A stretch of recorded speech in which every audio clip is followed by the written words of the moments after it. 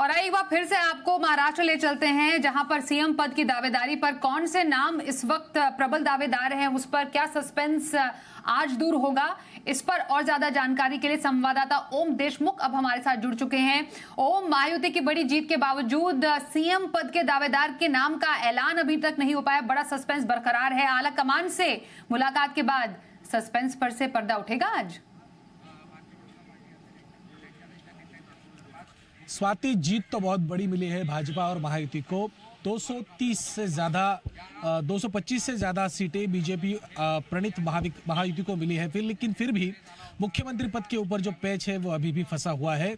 ज्यादातर तकरीबन बीजेपी और महायुति के एमएलएस की ये इच्छा है कि देवेंद्र फडणवीस अगले मुख्यमंत्री बने, लेकिन दूसरी ओर शिंदे शिवसेना की ओर से ये प्रयास किया जा रहा है कि टेक्निकली उनके ओर से ये प्रेशर क्रिएट किया जा रहा है कि शिंदे फिर एक बार मुख्यमंत्री पद पर बने रहे, उनको फिर एक बार महाराष्ट्र की कमान सौंपी जाए।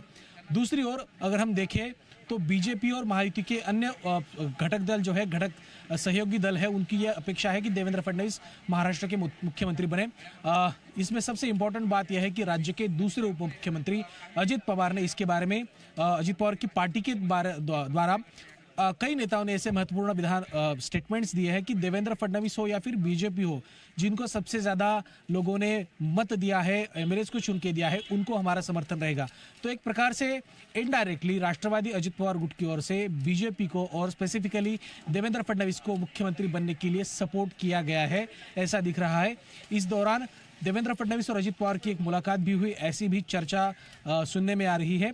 इस दौरान अब आज रात को तीनों नेता देवेंद्र फडणवीस, अजित पवार और एकनाथ शिंदे, जो फिलहाल महाराष्ट्र के मुख्यमंत्री हैं, ये सब दिल्ली में जाने वाले हैं। लोकसभा अध्यक्ष ओम बिरला के घर पे जो एक प्रोग्राम है वो उसको वो अटेंड करेंगे और उसके बाद एक उनकी बैठक बीजेपी के आला नेताओं के साथ दिल्ली में हो सकती है। और उस बैठक के बाद कुछ घंटों में महाराष्ट्र का नया मुख्यमंत्री कौन होगा, इसकी घोषणा की जाएगी, ऐसी एक अपेक्षा। क्विकली संक्षिप्त में जरा समझना चाहेंगे, क्या एक सीएम और दो डिप्टी सीएम के फॉर्मूला पर इसी तरीके से जैसे जस का तस वैसा ही विचार किया जाएगा?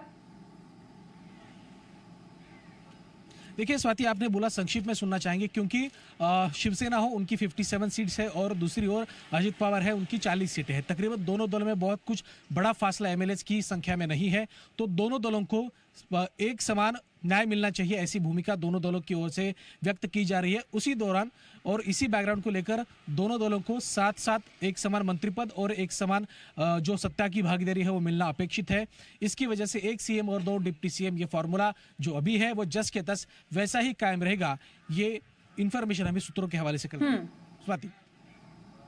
धन्यवाद करेंगे ओम आपका इस फिलहाल अपडेट के लिए। आगे आपसे जो भी निकल कर आता है इस बैठक के बाद, आपसे सबसे पहले अपडेट लेंगे। फिलहाल धन्यवाद करते हैं आपका।